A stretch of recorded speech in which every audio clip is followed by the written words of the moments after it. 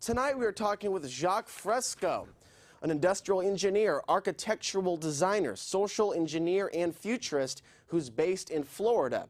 Now, a lot of you are no longer in denial that our world, the world as we know it, is in a state of metamorphosis. And there are different people that have been around for a while that have envisioned our society living a different way, more in harmony with nature.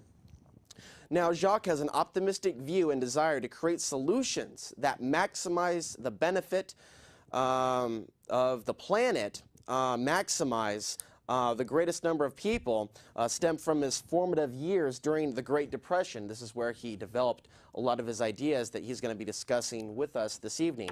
To this day, he writes and lectures extensively on subjects ranging from the holistic design of sustainable cities, energy efficiency, natural resource management, and advanced automation. And with that, we will go directly to Jacque, calling away in from Venus, Florida.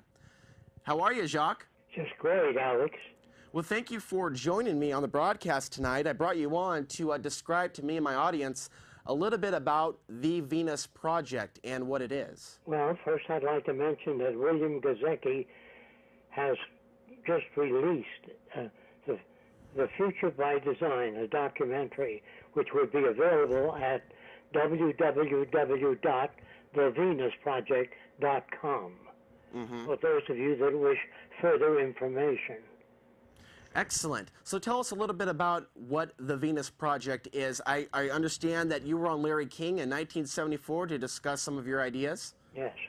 Tell us a little bit about that. Okay, the Venus Project is essentially a resource-based economy, meaning where no money is used. As long as you use money, as long as few nations control most of the Earth's resources, you're going to have war, recession, continuously. It's never changed. I want to say this. Whenever you hear the words democracy and freedom, watch out. It means you don't have it. Whenever you hear the word civilization, you don't have it yet. We are not civilized as long as we have war, prisons, police, crime. There's something dreadfully wrong with our culture.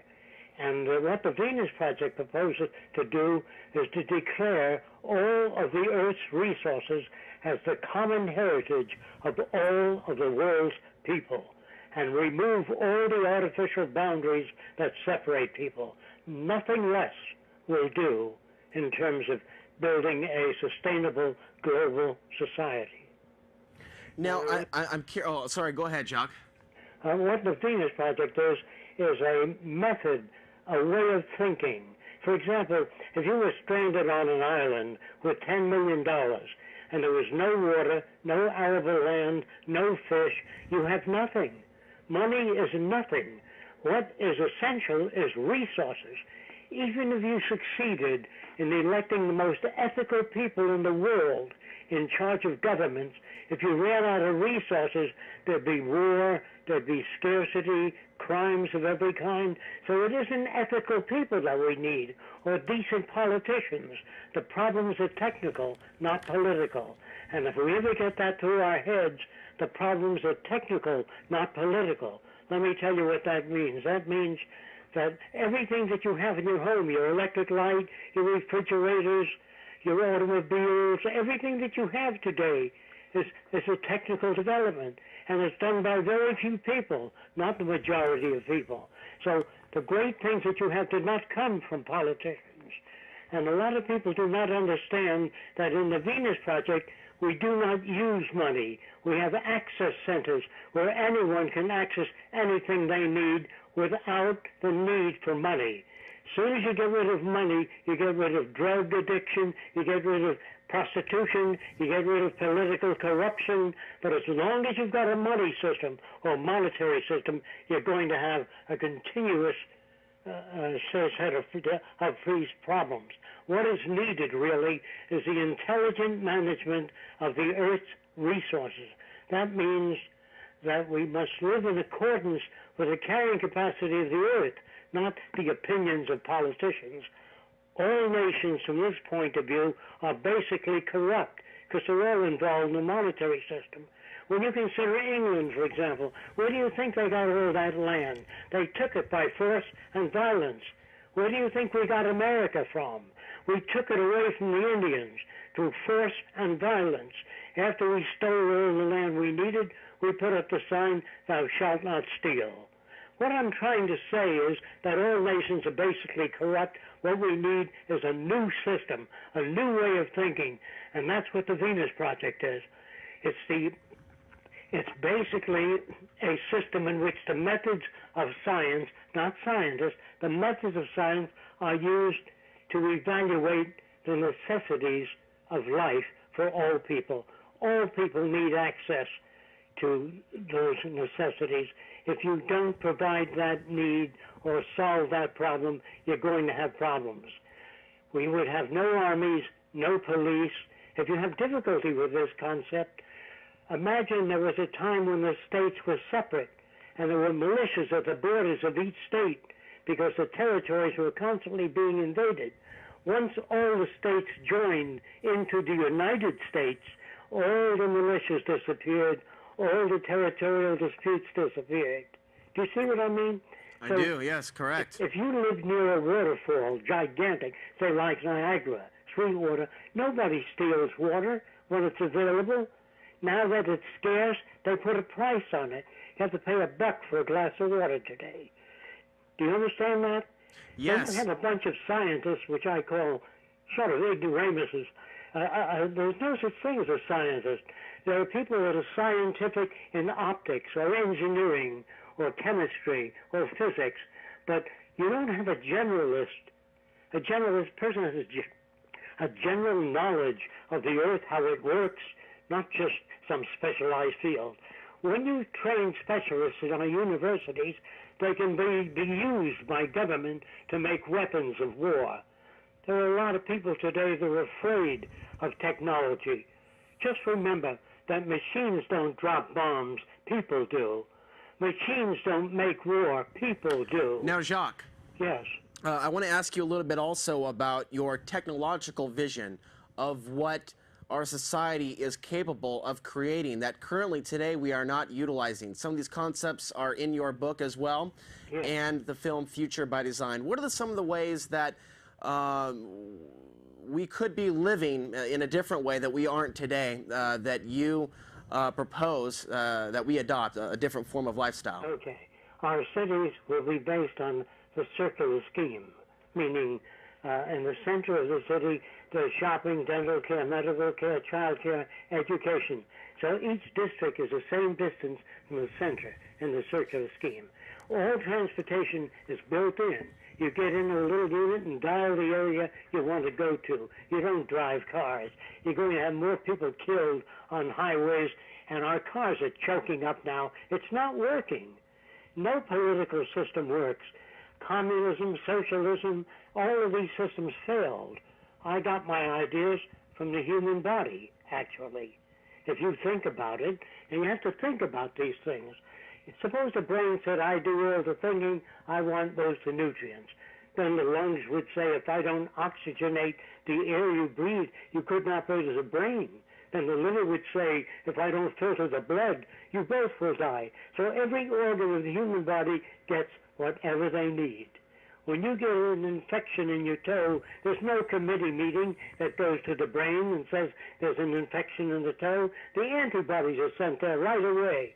And that's what I mean by using science, the methods of science, in social problems. There'd be no prisons, no police, no military in the system of our design. It would be based upon energy determinants. Now, I'm curious about one thing, and I'm sure that's not what this is, but we're also seeing the centralization of power on planet Earth right now, the new globalization, as it's also been coined. How do you differentiate this society from an Orwellian police state, where everything is controlled and everything is prepackaged for the citizen? Orwellian police state is a dictatorship of the power elite. That's what you have now. Mm-hmm. You know, that double talk and all this sort of thing that you hear from Washington, D.C., you have the most corrupt government in history. You've never had a democracy. In other words, it's an illusion. You can't have a democracy unless children have access to good, nutritious food, health care, and equal opportunity for education. That does not exist in our country. And as long as that does not exist anywhere in the world. You don't have a democracy anywhere in the world. You don't pick the people for political office. They are picked by the establishment. And what is taught in schools is to honor and protect the system. People are elected not to change things, but to keep things as they are, so that the elite, that is American industry, can maintain global control and this is what everybody's after, control of the global resources. Soldiers, of course, are all duped. They don't understand that. In other words, if you had a real war, you conscript industry, men, so no one makes a profit on war. When you conscript the lives of men, you must conscript factories, automobile factories, munitions factories, so no one makes a buck out of war. How long do you think the war would last if no one made a buck? Do you understand what I mean? Yeah, I think I understand your point. Under this society, this new civilization, who exactly could manage it or should be managing it to prevent it from becoming bureaucratic like the system that we currently live under? That. As long as you've got people in government, you're going to have problems. So here's how we do it. I will speak slowly, and what I say now applies to all areas of government. The Department of Agriculture would be computerized so that its electrical tentacles go deep into the soil. So if your water table drops, that system pumps water out there. If the nutrients change, it pumps nutrients out there. Do you follow me? Yes, you're talking about using technology to in fact, use our natural resources, which are limited, in a more efficient manner? Yes, not only that, but you got a bunch of so-called scientists working on terraforming other planets to make them habitable. Are you familiar with that? Yes, there is some talk about... Our own is falling apart. Do you understand that? Mm-hmm. So there's something dreadfully wrong with these guys. They ought to work on reclaiming the deserts and the earth, and cleaning out the oceans and everything else. Otherwise, we can't live. None of us can. So when I say that there's no such thing as scientists, I mean that most scientists are pretty stupid people. They're narrow in one particular discipline. The scientific method is terrific, but that isn't taught. When you go to school, you're not taught how to relate to other people, how to find meaning in your own life. You're taught how to become a cog in the wheel of the established institutions. Am I going too fast? No, but Jacque, I did want to ask you about something else. I understand that you are so passionate about this project. You've been working on it for a very, very long time. That you, in fact, you and Roxanne live a different way than some of us based upon the design of your homes. Could you tell us a little bit about your home there in Florida? Well, they're essentially dome-shaped. Let's say that you don't want anything damaged by a hurricane. You make an inverted cone. You know what that means? An inverted cone, no hurricane can tear the roof off. If you don't want children drowning in swimming pools, you have a net on the bottom of the pool. If anyone sinks it to the bottom, the net comes up. When you leave home, the net comes up, so no one can drown in a swimming pool. Instead of having a sign on the highway, danger, slippery when wet, put abrasive in the highway so it's not slippery when wet. In other words, the problems are technical. They're not political. Politicians have no ability whatsoever to solve problems. You listen to your major broadcasts today, they interview military people and government people. What they should interview is sociologists, social psychologists, people that study history, historians. They don't interview the average person. They interview people that are part of the establishment. And the only answers they can come up with is bigger guns. Consider this, for example. Did you know that our nuclear submarines contain more destructive power than all the wars in history? I'm talking about one submarine. Wow, that's amazing. You understand how stupid can you be? We cannot why, fight Jacque? Nuclear war. We will destroy the earth and every living thing on it. That's what I mean by our particular society today won't even make the history books of the future. They are so backward in their way of thinking. Our language, our habits of thought, our social institutions are all designed years ago, hundreds of years ago, and we still maintain those values. Amazing. Jacque, for what purpose do you think the elite, the government, different governments around the world, what purpose do you think that they have for ignoring new technologies that could save energy?